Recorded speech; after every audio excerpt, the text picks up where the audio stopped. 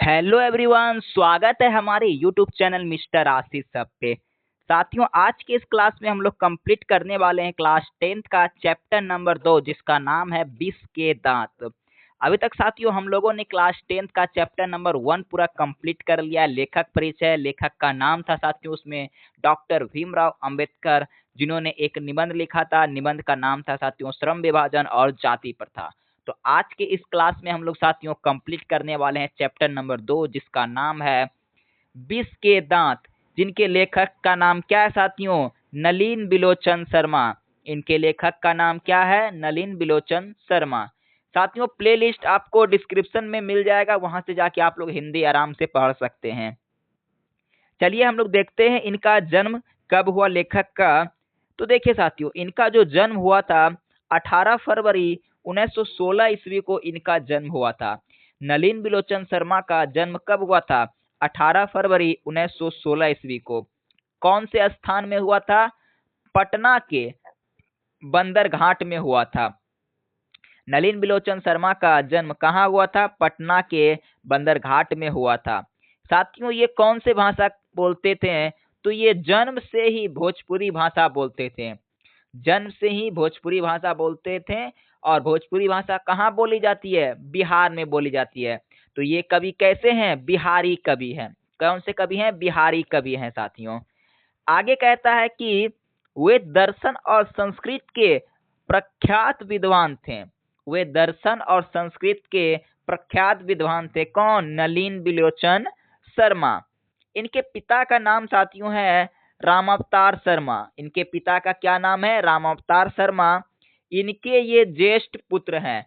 पंडित रामावतार शर्मा के पुत्र, सबसे बड़े पुत्र का नाम क्या है? नलिन बिलोचन शर्मा। यानी कि नलिन बिलोचन शर्मा सबसे ज्येष्ठ पुत्र है। किनके? रामावतार शर्मा के।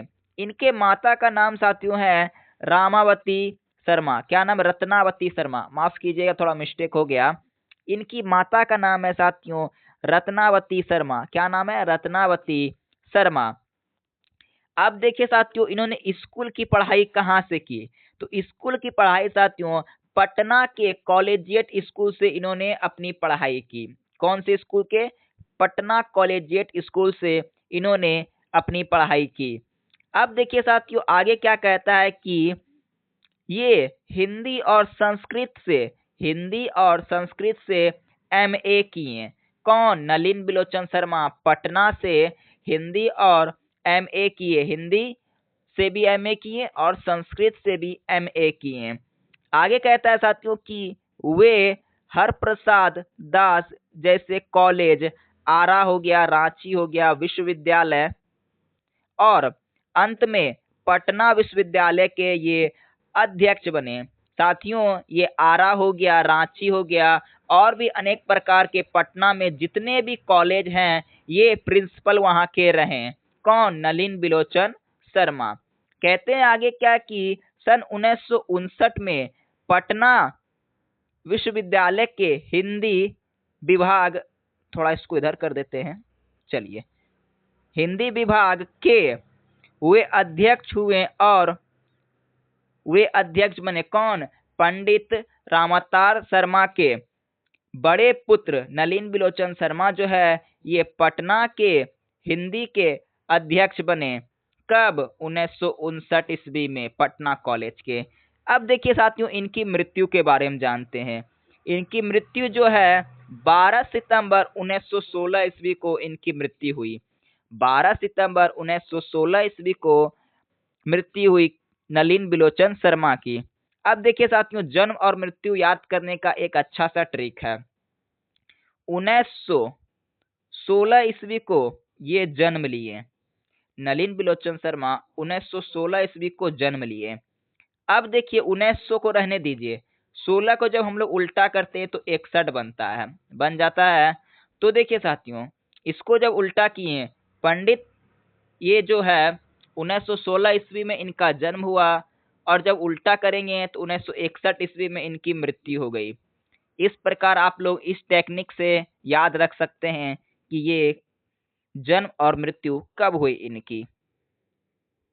चलिए साथियों, अब देखते हैं कि उन्होंने कौन कौन सी कविताएं और कहानियां लिखी। इनकी जो प्रमुख कविताएं और कहानियां थी साथियों, पहला थी दृष्टिकोण, दूसरा है साहित्य का इतिहास दर्शन, और तीसरा है साथियों मानदंड, चौथा है हिंदी उपन्यास विशेष प्रेमचंद साहित्य तत्व, और आलोचनात्मक ग्रंथ विष के दांत, और 17 असंगृत पूर्व जैसी छोटी सी कहानियां लिखी। साथियों ये कौन कौन सी कहानियां लिखे हैं? तो सबसे पहले कहानी लिखे दृष्टिकोण, दूसरा है साथियों साहित्य का इतिहास दर्शन, और तीसरा है मानदंड, चौथा है हिंदी उपन्यास, और पांचवा है साथियों विशेषकर इन्होंने प्रेमचंद्र की भी कथा लिखी। अब साथियों हम लोग देखते हैं इनकी मुख्य विशेषता तो देख लिए, कहानियां भी देख लिए। अब आता है हम लोग चैप्टर में। अब साथियों हम लोग चैप्टर के बारे में जानते हैं कि आखिर हम लोग को चैप्टर में ये विष के दांत का मतलब क्या होता है। हम लोगों ने लेखक परिचय पूरे अच्छे से कंप्लीट कर लिया साथियों। अब देखिए विष के दांत जो चैप्टर दिए हैं, इसमें साथियों क्या है, मैं एक कहानी का थोड़ा सा आपको पात्र बता देता हूँ। कहानी है साथियों कि एक कारखाना का मालिक है जिसके पास बहुत ही धन दौलत है। उसके पास एक 7,500 की नई मोटर कार है। क्या है? 7,500 की नई मोटर कार है।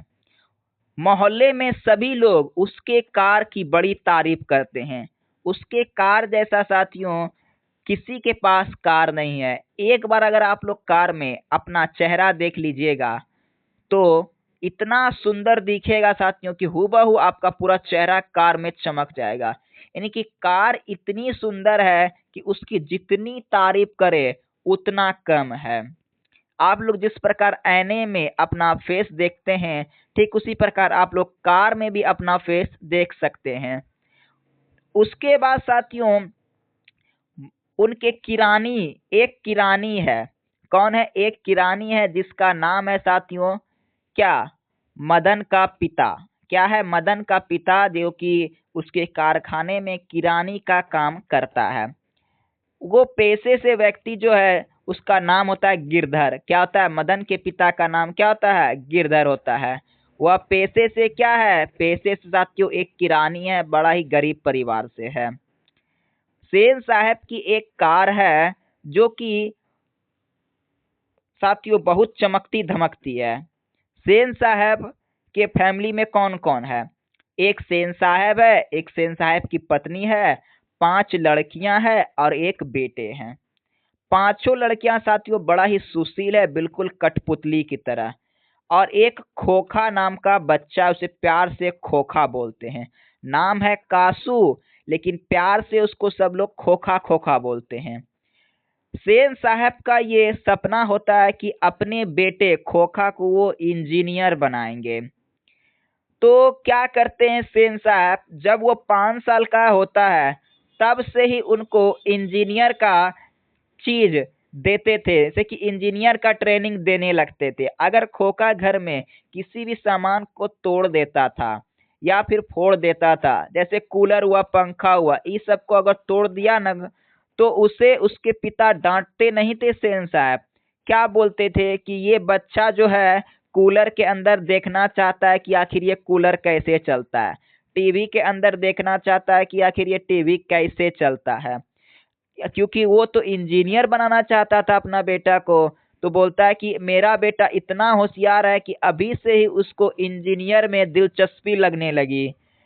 फिर क्या किए सेन साहब कि अपने फैक्ट्री से 2-3 आदमी को बुलाएं और उनको ट्रेनिंग देने लगे कि अभी से ही अगर ट्रेनिंग दिया जाएगा इंजीनियर का तो क्या करेगा, इसका हथौड़ी हो गया, छेनी हो गया, सरसी, ये सब चीज पे उसका हाथ अच्छा से बैठने लगेगा।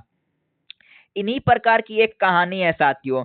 आइए हम लोग चैप्टर में एंट्री करते हैं और इस यही कहानी को आगे बहुत मजेदार पढ़ते हैं साथियों। कहानी का सारांश आपको इतना अच्छा लगा है कि अगर आप लोग कहानी पूरा सुनिएगा तो कितना मजा आएगा। तो चलिए हम लोग कहानी में एंट्री करते हैं। तो सबसे पहले आप लोग क्लास को एक बार लाइक कर दीजिए और चैनल को एक बार आप लोग सब्सक्राइब कर दीजिए। चलिए लाइक कर दिए और सब्सक्राइब कर दिए ना। अब चलिए देखते हैं हम लोग चैप्टर में।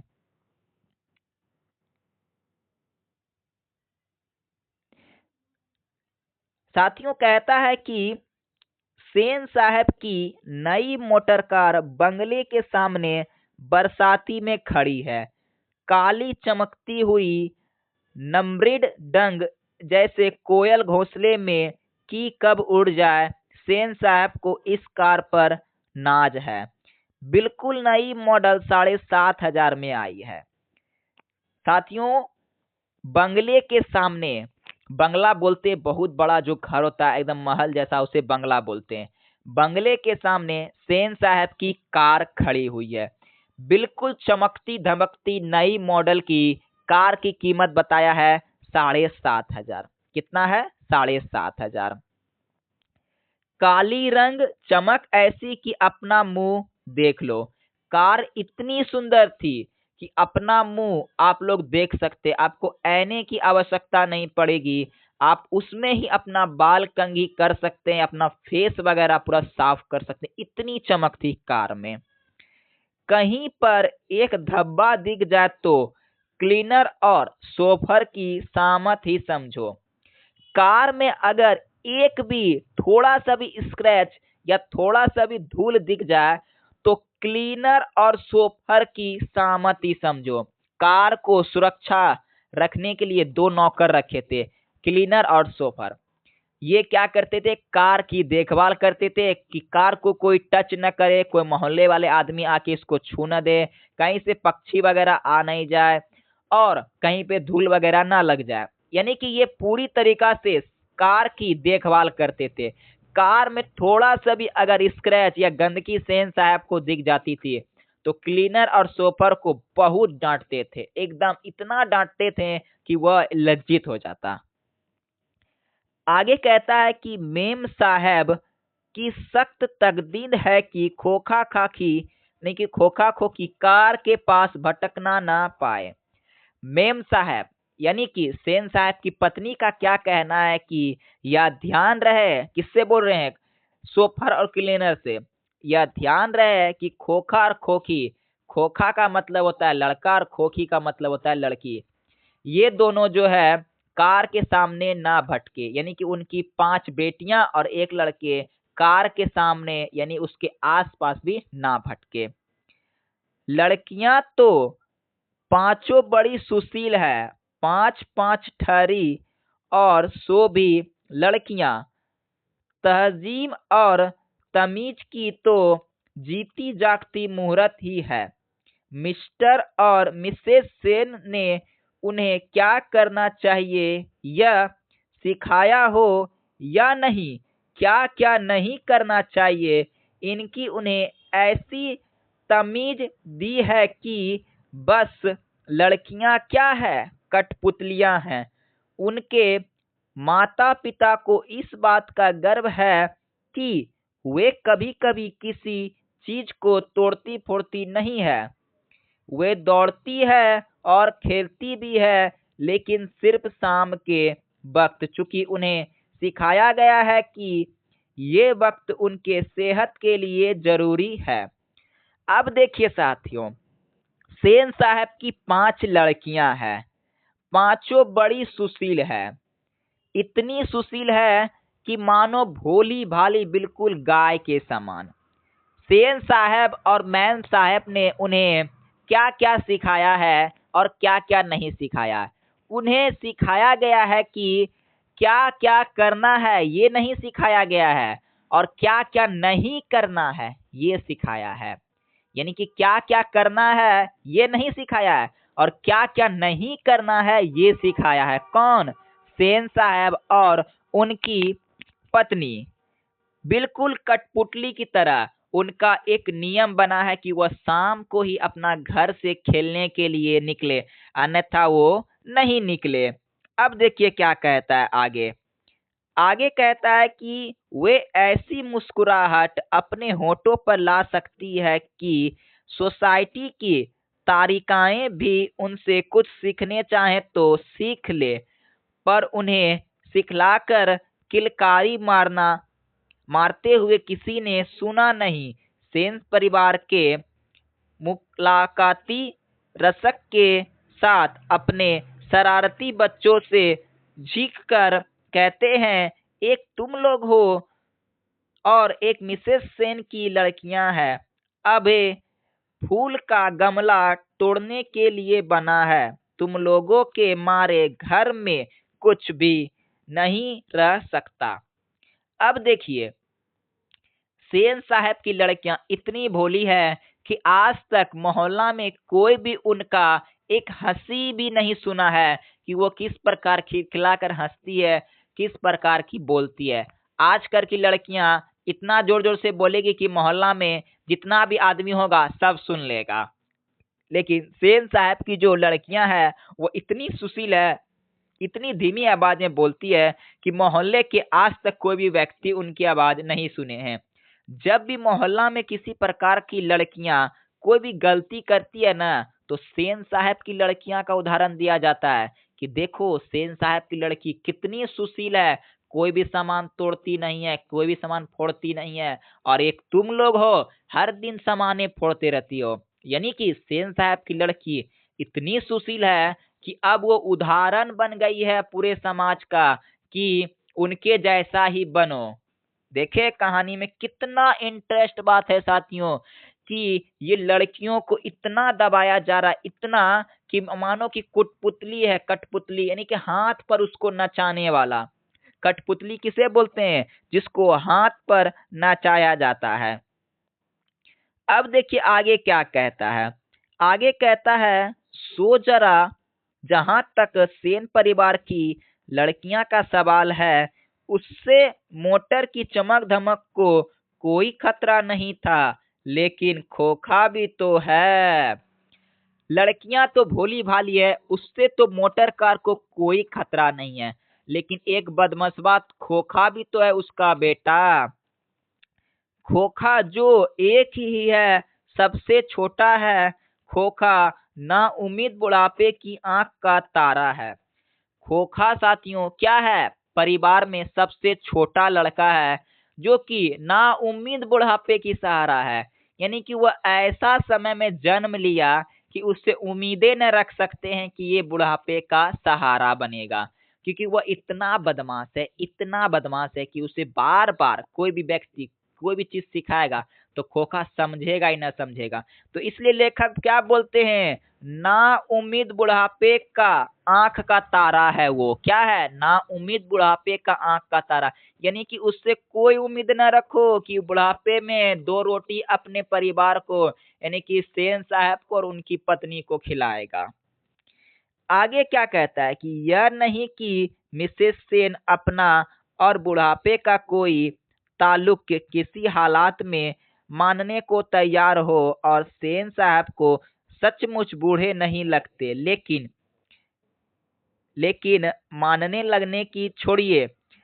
हकीकत तो यह है कि खोखा का आविर्भाव तब जाकर तय हुआ था जब उसकी कोई उम्मीद दोनों को बाकी नहीं रह गई थी।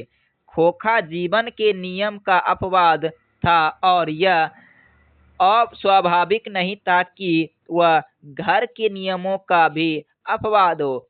इस तरह मोटर का कोई खतरा हो सकता है तो खोखा से हो सकता है। यानी कि क्या कहता है? कहता है कि खोखा जो है वो जीवन का अपवाद है। अपवाद का मतलब क्या होता है? जैसे कि मानिए साथियों 10 गो आम है, 10 आम का जो साइज है वो गोल है, और 10 आम का जो वेट है 100 ग्राम है। लेकिन एक आम का वेट उसमें 200 ग्राम है और उसका साइज भी उटांग पटांग हो गया। तो 10 आम में से एक आम तो वो अपवाद ही न कहला गया, यानी कि सबसे अलग हटकर है खोखा। इतना बदमाश है कि मोहल्ला में उसके सा लड़का कोई भी नहीं है, तो उसको अपवाद ही न बोलेंगे हम लोग। अब देखिए खोखा जो है उससे तो मोटर गाड़ी को बहुत ही खतरा है। बात ऐसी थी कि सीमा, रजनी, आलो, शेफाली, आरती, पांचों तो उनके लिए घर में अलग नियम थे, दूसरी तरफ की शिक्षा थी, और खोखा के लिए अलग दूसरी। पांचों बहन के लिए घर में अलग नियम थे और खोखा के लिए अलग। पांचों बहन का क्या क्या नाम था? पहला का नाम था साथियों सीमा, दूसरा का नाम था रचनी, तीसरा का नाम था आलो, चौथा का शेफाली और पांचवा और आखिरी का आरती। इन पांचों के लिए साथियों, इन पांचों के लिए घर में अलग नियम थे और खोखा के लिए घर में अलग नियम थे। अब देखिए आगे क्या कहता है। देखिए आगे कहता है कि तो सेनों का कहना था कि खोखा आखिर अपने बाप का बेटा ठहरा, उसे तो इंजीनियर होना है, अभी से उसमें इसके लक्षण दिखाई पड़ते हैं, इसलिए ट्रेनिंग भी उसे वैसी ही दी जा रही थी। बात यह है कि खोखा के दुर्लतित स्वभाव के अनुसार ही सेनों ने सिद्धांतों को भी बदल दिया था। अक्सर ऐसा होता है कि सेन परिवार के दोस्त आते हैं, भड़कीले ड्राइवर रूप में बैठते हैं और बातचीत के लिए विषय का अभाव होने पर चर्चा निकल पड़ती है। अब क्या होता है साथियों कि खोखा जो है, सेन साहब उसे इंजीनियर बनाना चाहते हैं और इंजीनियर का उसमें लक्षण एक कट्टी भी नहीं था, यानी कि थोड़ा सा भी नहीं था। यानी कि पढ़ने लिखने वो जानवे नहीं करता था, कहाँ से वो इंजीनियर बन जाएगा। थोड़ा सा भी उसमें लक्षण नहीं था।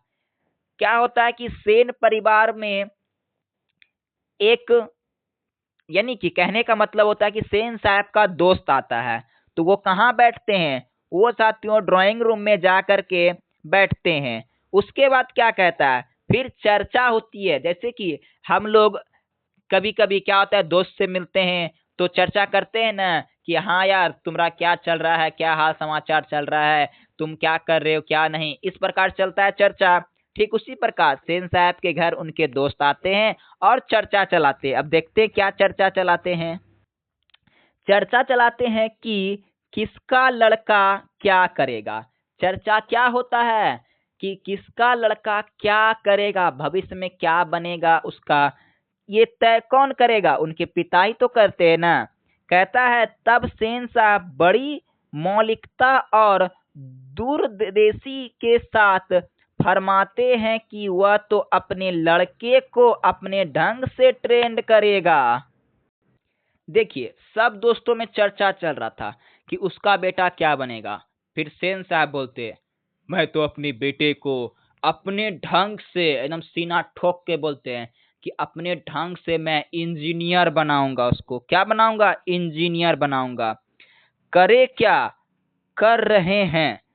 आजकल की पढ़ाई लिखाई तो फिजूल है, बस वह तो उसे अपनी तरह बिजनेसमैन इंजीनियर बनाना चाहते हैं। अब देखिए ना, सेन साहब कहते हैं खोखा 5 साल का हो रहा है। लोग क्या कहते हैं? लोग कहते हैं उसे उसे किंडरगार्टन स्कूल में भेज दो, लेकिन मैंने अभी यह इंतजाम किया है कि कारखाने का बढ़ई मिस्त्री 2-1 घंटे के लिए आकर उसके साथ कुछ ठोक पीट करे तो इससे बच्चे की उंगलियां अभी से औजारों से वाकिल हो जाएगी। हिंदुस्तानी लोग यही नहीं समझते। अब देखिए सेन साहब क्या बोलते हैं। वो कहते हैं कि आजकल की जो पढ़ाई लिखाई है वो बकवास है, पूरा खराब है।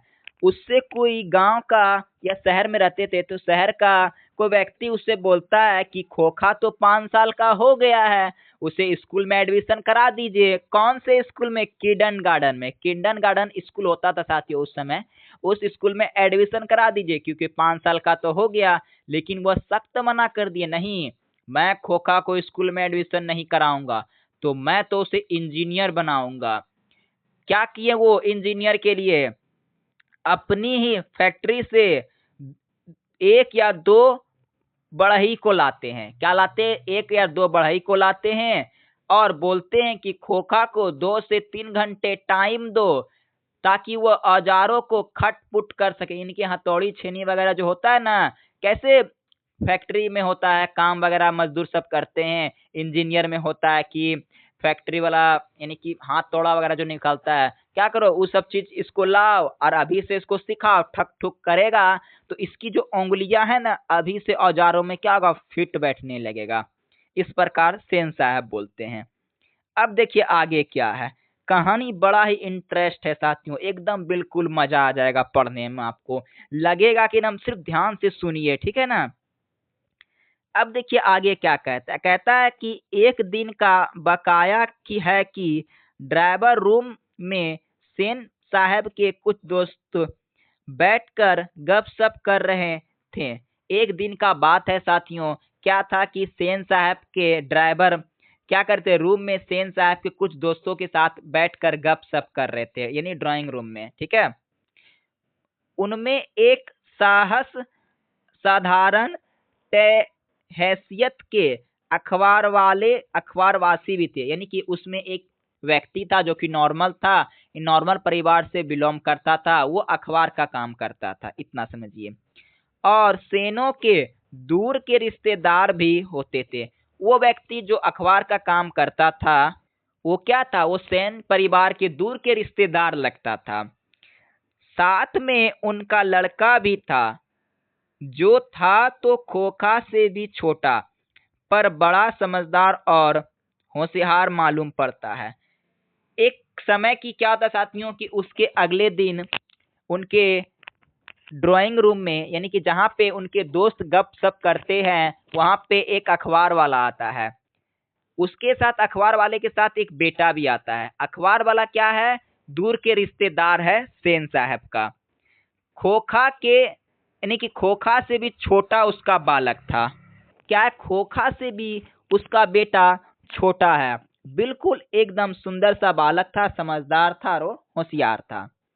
आगे कहता है किसी ने उनकी कोई हरकत देखकर उनकी कुछ तारीफ कर दी और उन सेन से पूछा कि बच्चा स्कूल तो जाता ही होगा। इसके पहले कि पत्रकार महोदय कुछ जवाब देते, सेन साहब ने शुरू किया, मैं तो खोखा को इंजीनियर बनाने जा रहा हूँ और वे ही बात दोहराते हुए थकते नहीं थे।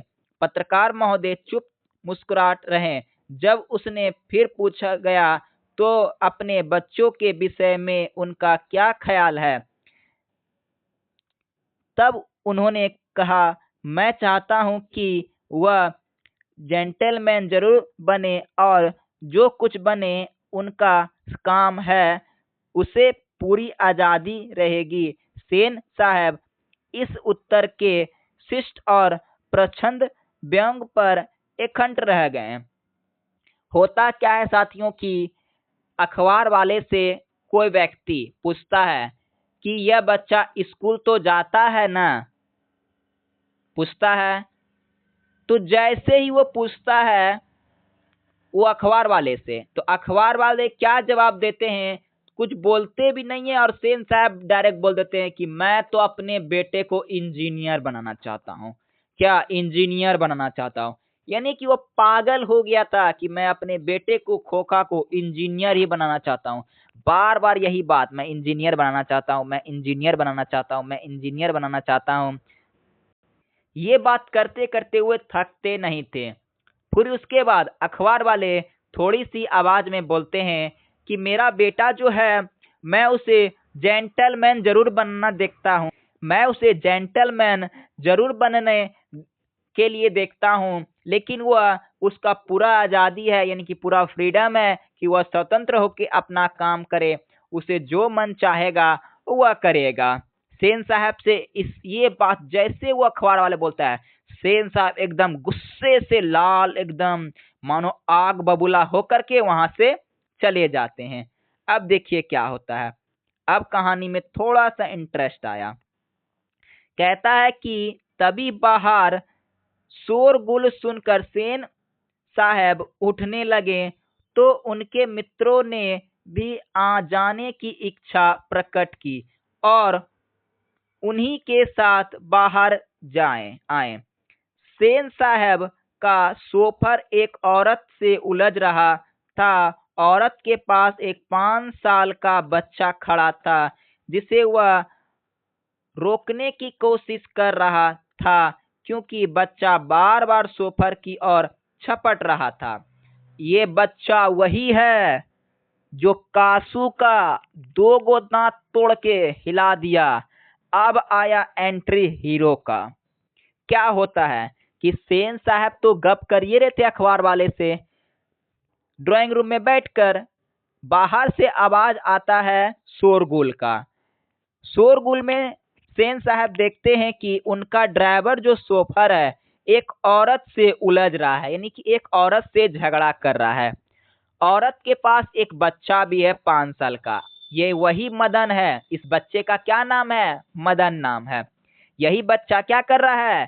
सेन साहब के जो ड्राइवर है सोफर, इस पर झुटल पड़ रहा है, यानी कि उससे मार करने के लिए तालु कर रहा है। मारेगा, मारिए देंगे तुमको, मारिए देंगे तुमको। कुछ हुआ होगा, चलिए देखते क्या हुआ था क्या नहीं।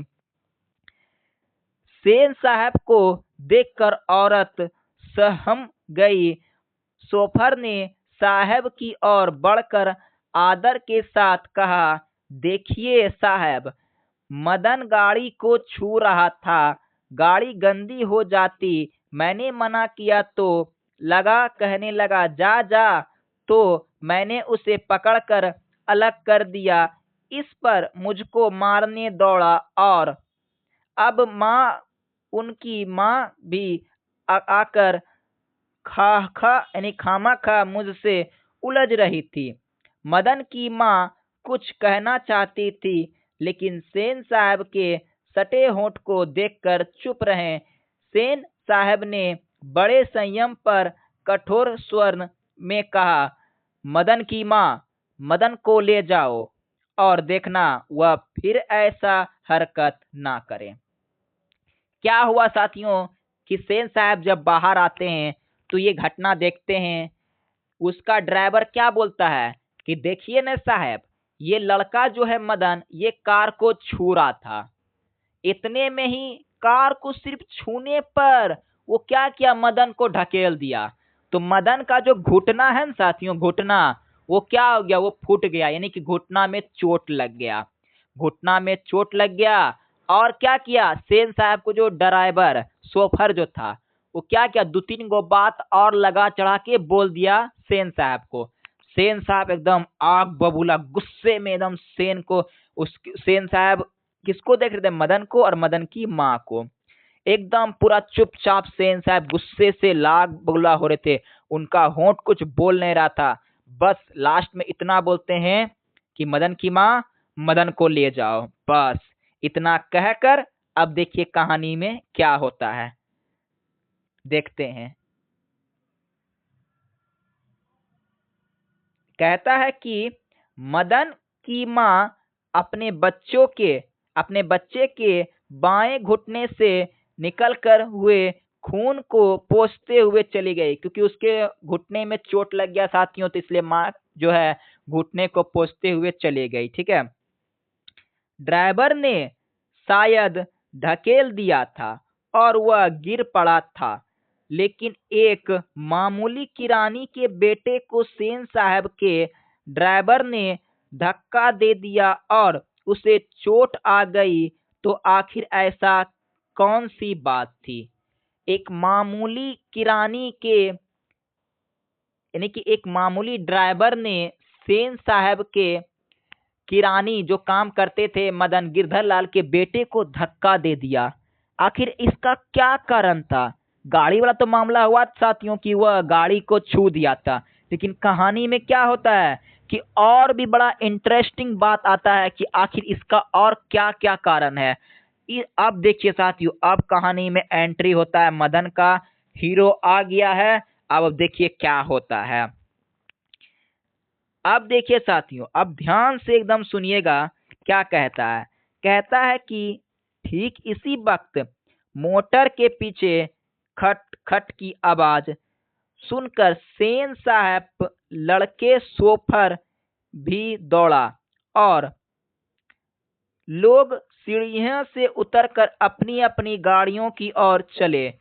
सभी ने देखा सेन साहब खोखा को गोद में लेकर उसे हल्की मुस्कुराहट के साथ डांट रहे थे और मोटर की पिछली बत्ती का लाल शीशा चकनाचूर हो गया। सेन साहब ने मित्रों को संबोधित करते हुए कहा, देखा आप लोगों ने, बड़ा शरारती हो गया है कासू। कासू किसका नाम है? कासू वही खोखा का नाम है, बदमाश खोखा। मोटर के पीछे हरदम पड़ा रहता है। उसके कल पुर्जों में इसको अभी से इतनी दिलचस्पी है कि क्या बताऊं। शायद देखना चाहता था कि आखिर इस बत्ती के अंदर क्या है। अब देखिए क्या होता है, ध्यान से सुनिएगा। होता क्या साथियों कि गाड़ी का तो मामला हो गया, वह मदन को तो मार पीट करके डांट डूट के हटा दिया, यानी कि मदन का तो मामला खत्म हो गया।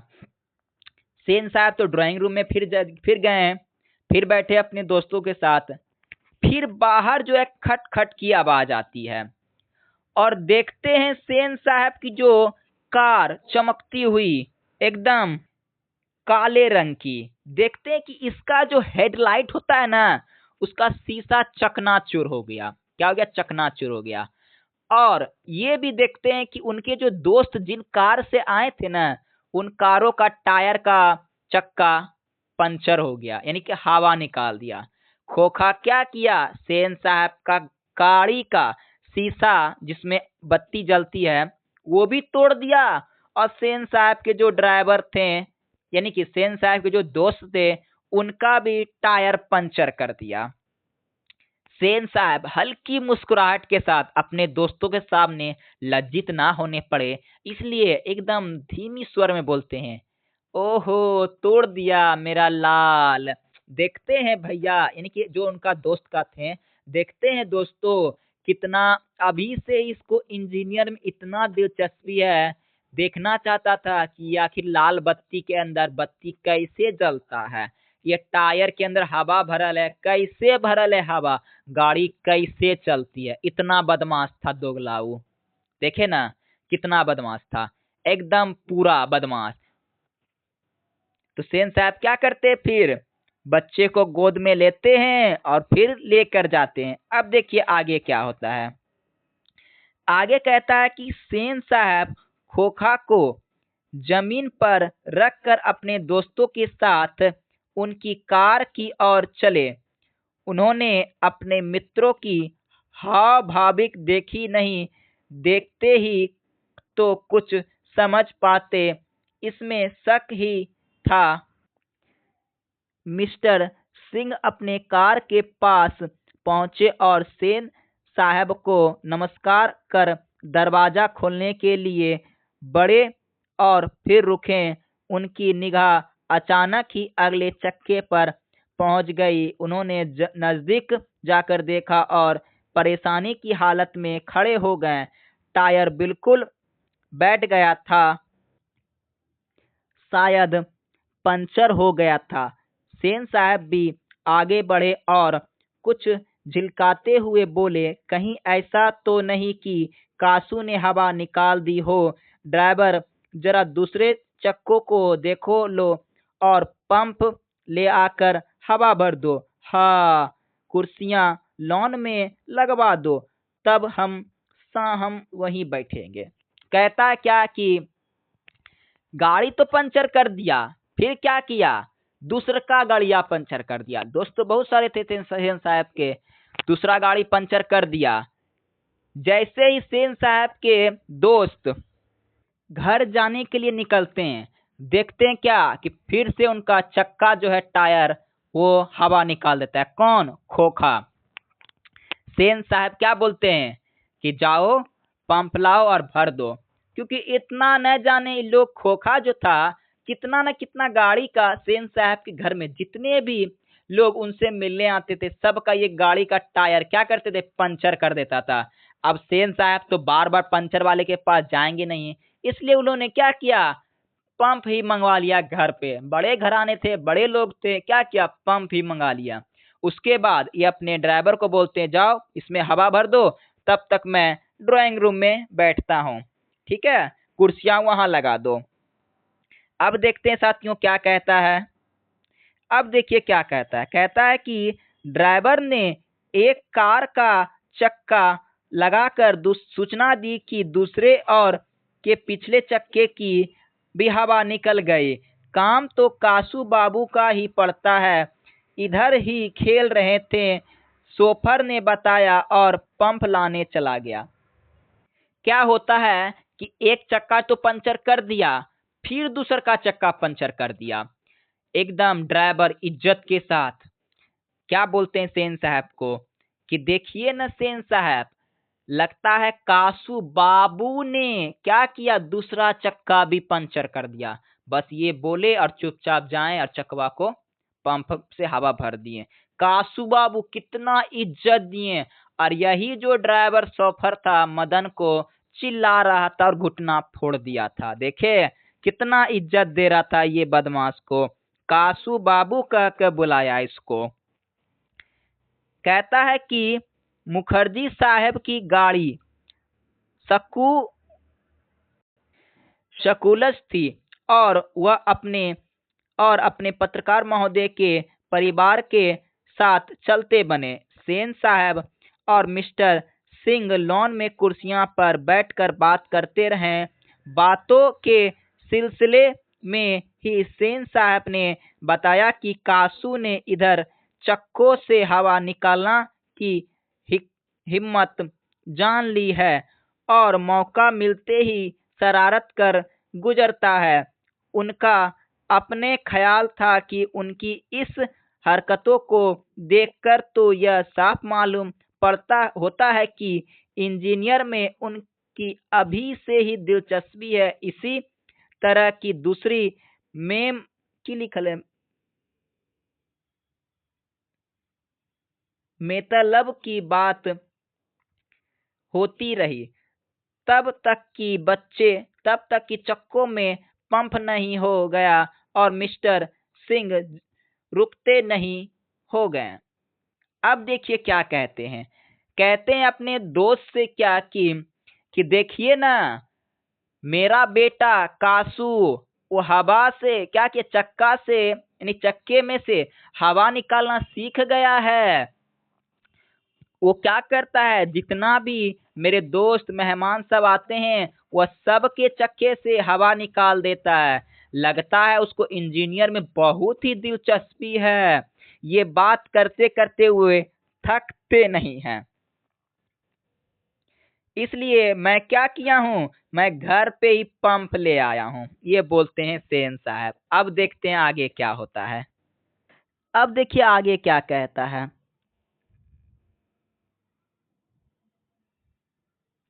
आगे कहता है साथियों कि सेन साहब अंदर लौटे तो बेरा को मदन के पिता गिरधर लाल को, जो उनकी फैक्ट्री में किरानी था और आदते के एक कोने में आउट हाउस में रहता था। मदन क्या था साथियों, ये कहाँ का किरानी था, ये सेन साहब के फैक्ट्री का किरानी था जो कि एक आउट हाउस में रहता था। पुला लाने का हुक्म दिया। क्या किया उनको नौकर यानी कि एक नौकर है, उनको बुलाने के लिए बोला कि जाओ गिरधर को बुलाओ। गिरधर आया और सेन साहब के सामने सिर झुकाकर खड़ा हो गया, जैसे खून के जुर्म में कैदी जज के सामने खड़ा हो। सेन साहब ने ठंडी बेसोल आवाज में कहना शुरू किया, देखो गिरधर। क्या किया कि सेन साहब का जो नौकर था वो गिरधर को बुलाया, तो आया गिरधर।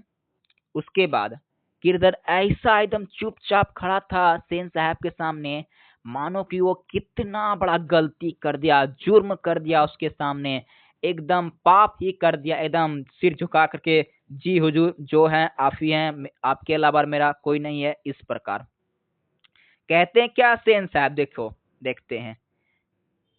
देखिए सेन साहब कहते हैं, देखो गिरधर, मदन आजकल बहुत शौक हो गया है। मैं तुम्हारी और उसकी भलाई चाहता हूँ। गाड़ी को गंदा किया वह अलग माना। कहने पर ड्राइवर को मारने दौड़ा और मेरे सामने भी लड़ने के बदले उनकी ओर झटक रहा था। ऐसे ही लड़के आगे चल के गुंडे, चोर और डाकू बनते हैं। गिरधर कभी कभी जी कह देता। सेन साहब का भाषण जारी था। उनकी हालत क्या होती तुम जानते ही हो। उसे संभालने की कोशिश करो, फिर ऐसा बात हुई तो अच्छा नहीं होगा। तुम जा सकते हो। सेन साहब जज बन गए इस समय, और गिरधर क्या बन गया? मुजरिम बन गया। क्या बोलते हैं कि देखो गिरधर, आज जो हुआ वो बहुत खराब हुआ। तुम्हारा बेटा शौक हो गया है। शौक का मतलब क्या? तुम्हारा बेटा सुविधा में रहने के लिए खोजने लगा। वह गाड़ी को गंदा कर दिया, चलो माने, अलग बात है। वह क्या किया? मुझसे जुबान लड़ाया, मुझको लड़ने के लिए झपटने लगा। ऐसे ही लड़के आगे चलकर क्या चोर, गुंडे, बदमाश बनते हैं। आपके एग्जाम में पूछेगा कि ऐसे ही लड़के आगे चल के गुंडे, चोर और डाकू बनते हैं। ये वाक्य किसने कहा? तो किसने कहा? ये वाक्य सेन साहब ने कहा। गिरधर क्या करता है? चुपचाप एकदम खड़ा होकर सिर्फ जी बोल देता है, और उसके बाद वो बोलता है ठीक है, तुम यहाँ से जाओ। अब देखते आगे क्या होता है साथियों। आगे बड़ा इंटरेस्टिंग कहानी, एकदम मजेदार से सुनिए ना। कहाँ जा रहे हैं आप लोग? एकदम मजेदार से सुनिए। कहता है कि उस रात गिरधर के क्वार्टर से आते हुए मदन के चित्कार से सेनों का आरामदेह सायदनार गूंज गया। आराम में खलप पड़ने से कुछ झुलझुलाकर पिता सेन ने धर्मपत्नी से बड़ी समझदारी की बात कही। गिरधर खुद समझदार आदमी था, उनकी बीबी ने ही उसके बिगाड़ दिया। मदन की यही दबा है। मेरी तो तबीयत हुई थी कि कमबख्त की खाल उधेड़ दूं। गिरधर ने ऐसे ही कड़ाई जारी रखी तो शायद ठीक हो जाएगा। Spare the rod and esquire the Charles. अब देखिए क्या कहता है। सेन साहब जो है वो अपनी पत्नी से बोलते हैं कि गिरधर तो ठहरा एकदम मामूली इंसान, वह इसे नहीं बिगाड़ा होगा। किसको? मदन को। वह तो नहीं बिगाड़ा होगा, लेकिन उसकी पत्नी वही बिगाड़ दी होगी मदन को। सेन मजाल है मेरे सामने कि गिरधर जो है मेरे सामने एकदम पूरा नौकर की तरह रहता है, और उसका बेटा ऐसे बोल देगा। जरूर उसकी पत्नी ने उसे बिगाड़ दिया होगा। मेरा बस चले तो मैं उस लड़के की चमड़ी उछेल दूं। एकदम गुस्से से बोलते हैं कि मेरा बस चले तो मैं उस मदन की चमड़ी उछेल दूं। आगे कहता है कि माता सेन की नींद उचक गई थी। उन्हें मदन की ताकत, चिल्लाहट से ज्यादा अपनी पति की बकबक पर सीख आ रही थी, लेकिन उन्होंने भी अपनी सीख मदन पर ही उतारी। कमबख्त कौन कोए की तरह चिल्ला रहा है? भिखमंगा कहीं का, खोखा की बराबरी करता फिरता है। मदन का आर्द रुक गया था। खैरियत थी उसकी शिकायत सेनों के सैनार तक नहीं पहुंच रही थी। अब देखिए क्या करते हैं क्या करते हैं सेन साहब? इतना चिल्ला चिल्ला के बोलते हैं कि साला खोखा की बराबरी करेगा तू? खोखा की? हम इतना अमीर हैं, तुम इतना गरीब हो, खोखा की बराबरी करेगा? ये कभी नहीं हो सकता। एकदम खूब चिल्ला चिल्ला के सेन साहब बोल रहे हैं, मदन के चले जाने के बाद भी। आगे कहता है कि लेकिन दूसरे दिन तो बिल्कुल बेढंग मामला हो गया। क्या होता है साथियों? रात का मामला था तो रात से सुबह हो गई। अब उसके बाद क्या आता है? अब देखिए कहानी में आता है मारधार। कैसे ये जो मदन है वो खोखा को मारता है, फैटे फैट 2 दांत तोड़िए देता है एकदम। मेरा पास आएगा। चलिए साथियों पढ़ते हैं इसको। शाम के वक्त खेलता कूदता खोखा बंगले के अहाते की बगल वाली गली में जा निकला। वहीं धूल में मदन पड़ोसियों के आवारागर्द छोकरे के साथ लट्टू नचा रहा था। खोखा ने देखा तो उसकी तबीयत मचल गई कि हम भी लट्टू नचाएंगे। हंस कौवे की जमात में शामिल होने के लिए ललक गया। हंस जो है वह कौवे की शामिल में ललक गया था। यानी कि हंस यहाँ पे बोल रहा है खोखा को, और कौवे यहाँ बताया जा रहा है, लेखक बोल रहे हैं किसको? मदन को। कहता है कि लेकिन आदत से लाचार उसने बड़े रोक के साथ मदन से कहा, हमको लट्टू दो, हम भी खेलेंगे। दूसरे लड़के को कोई खास उज्र नहीं था। वे खोखा को अपनी जमात में ले लेने के फायदों को नजरअंदाज नहीं कर सकते थे, पर उनके अपमानित प्रजातित पीड़ित मदन को यह बात कब मंजूर हो सकती थी। उसने छूटते ही जवाब दिया, अबे भाग जा यहाँ से, बड़ा आया लट्टू खेलने वाला है तो लट्टू तेरे, जा अपने बाप की मोटर पर बैठ। क्या होता है साथियों कि शाम का वक्त होता है। खोखा क्या करता है कि बाहर निकलता है टहलने के लिए। तो गली में उसे कौन दिखता है? मदन दिखता है। मदन साथियों गली के बच्चों के साथ खेल रहा था। कौन सा खेल? लट्टू नचाने का। खोखा का भी मन करता है कि वो भी लट्टू नचाने जाए। क्या करता है? जाता है और क्या करता है? खोखा बोलता है कि हमको भी दो लट्टू नचाने के लिए, हम भी नचाएंगे। खोखा का जो टीम मेंबर था, जो और भी बच्चे थे, वो तो दे देते, लेकिन मदन भी तो था। मदन क्या बोला उसको कि नहीं देंगे, और मदन ग्रुप का लीडर था, तो इस कारण क्या किया, कोई भी बच्चा उसे लट्टू नहीं दिया। मदन डायरेक्ट बोलता है, अबे जा, लट्टू नहीं मिलेगा, तेरे बाप का है, जा तू अपनी बाप की मोटर कार चला। अब देखिए आगे क्या होता है।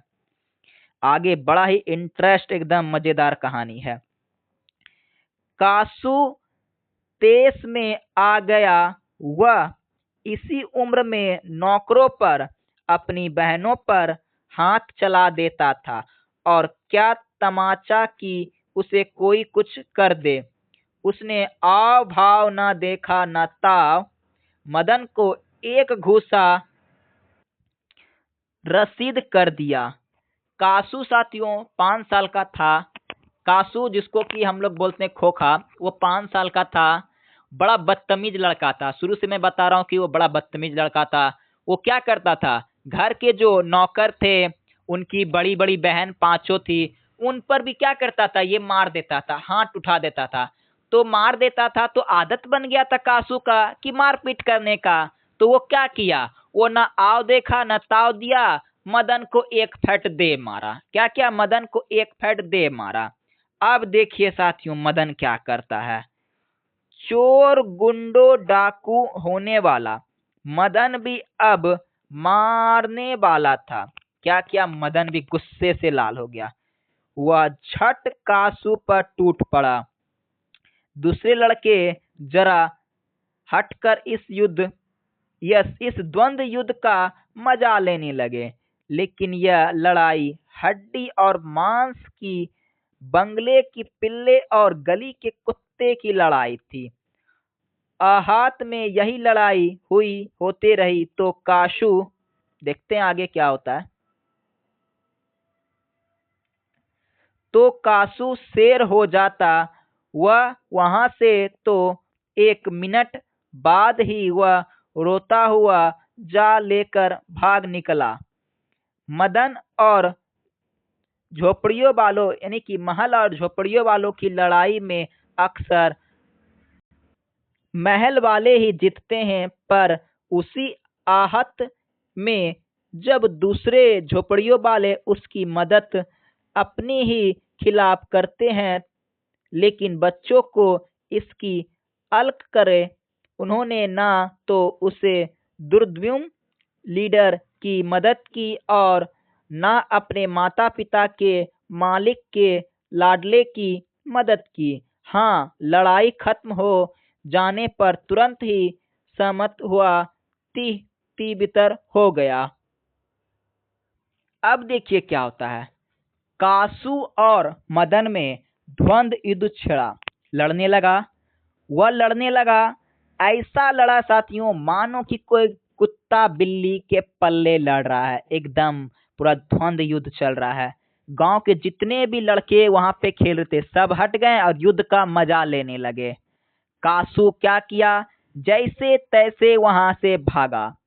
कहते हैं यहाँ पे साथियों की अक्सर झोपड़ियों और महल वालों की जब लड़ाई होती है तो अक्सर महल वाले ही जीतते हैं। यानी कि जब कोई भी मामला गरीब और अमीर की जब बात आती है तो अक्सर कौन, पैसे वाले ही जीतते हैं। लेकिन यहाँ पे उल्टा था। यहाँ पे क्या था कि झोपड़ी वाला जीत गया। अगर यही झगड़ा मदन के न सॉरी यही झगड़ा अगर उसके घर में होता, कासू के घर में, तो कासू जीत जाता, क्योंकि वह ठहरा। उनके पिता तो किरानी का काम करते ना मदन के पिता, इसलिए कासू क्या होता, कासू जीत जाता और मदन हार जाता।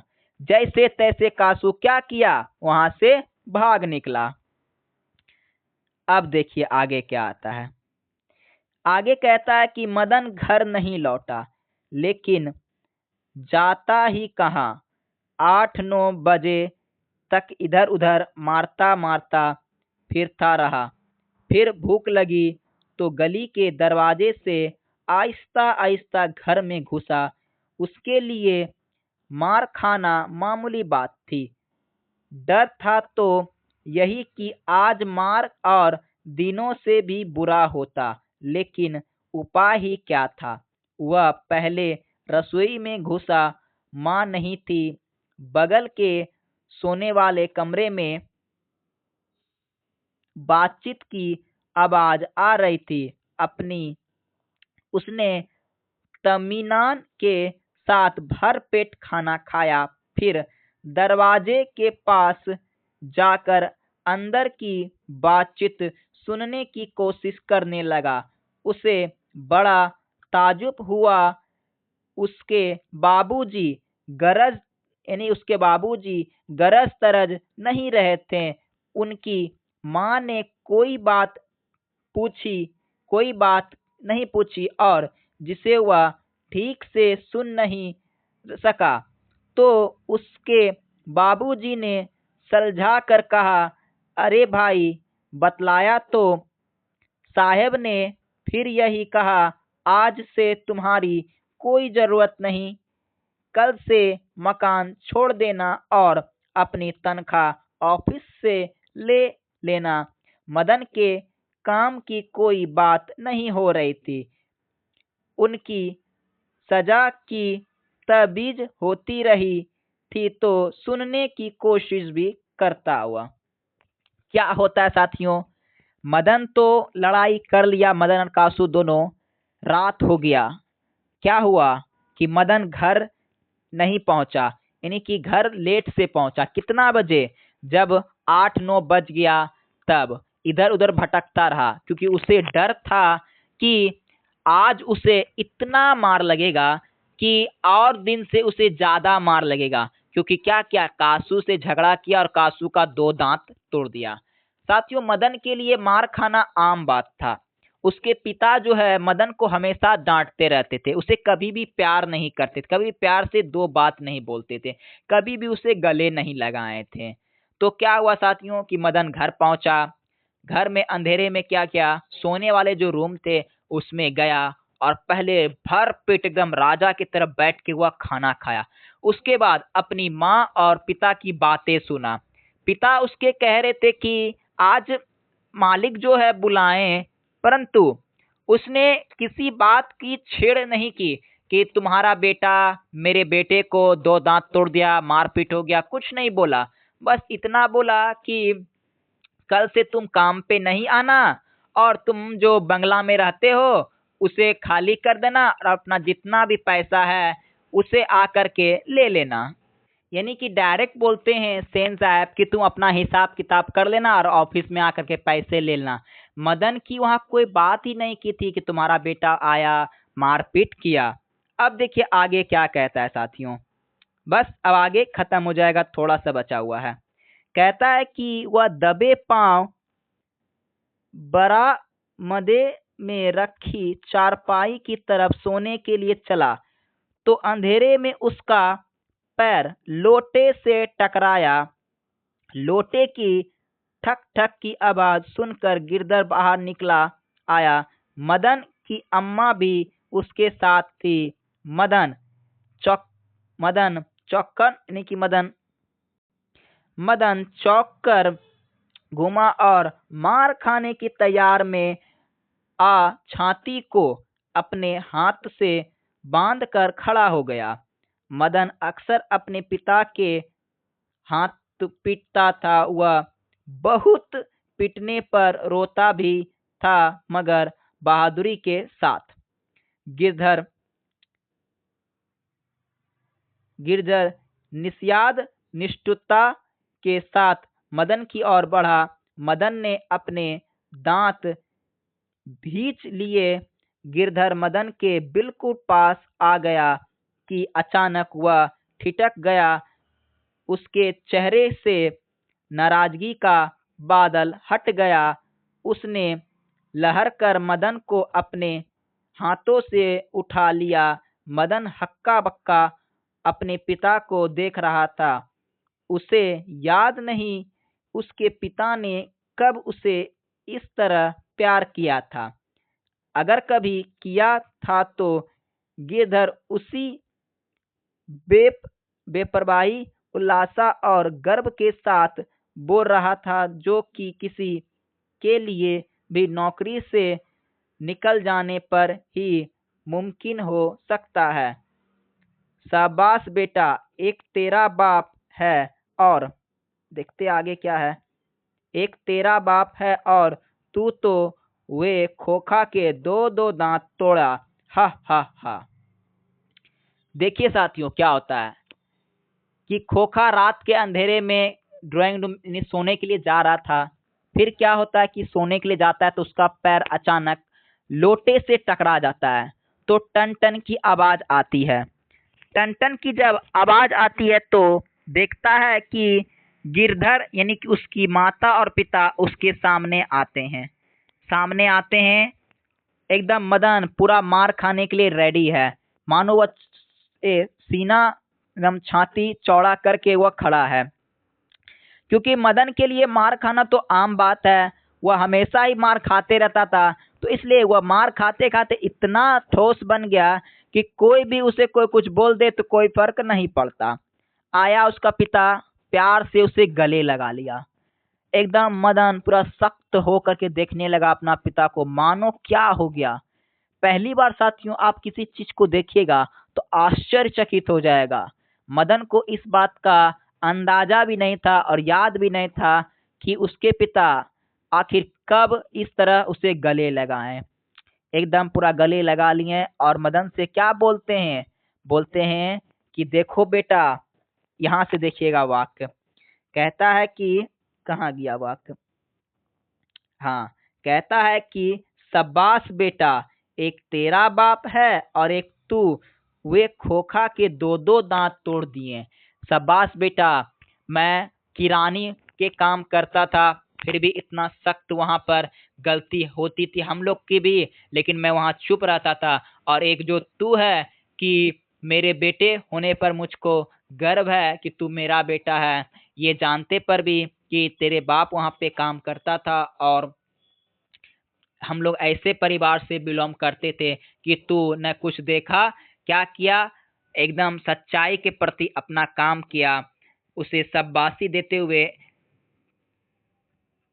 शाबाशी देते हुए कहा कि आज तक तेरा पिता कभी भी उसके सामने एक चूं का आवाज नहीं किया और आज तूने उसके बेटे के दो दो दांत तोड़ दिए। उसका पिता जब गिरधर को बुलाया गया था साथियों कि वहां पे कि आओ देखो तुम्हारा जो बेटा है वह कितना बदमाश हो गया है।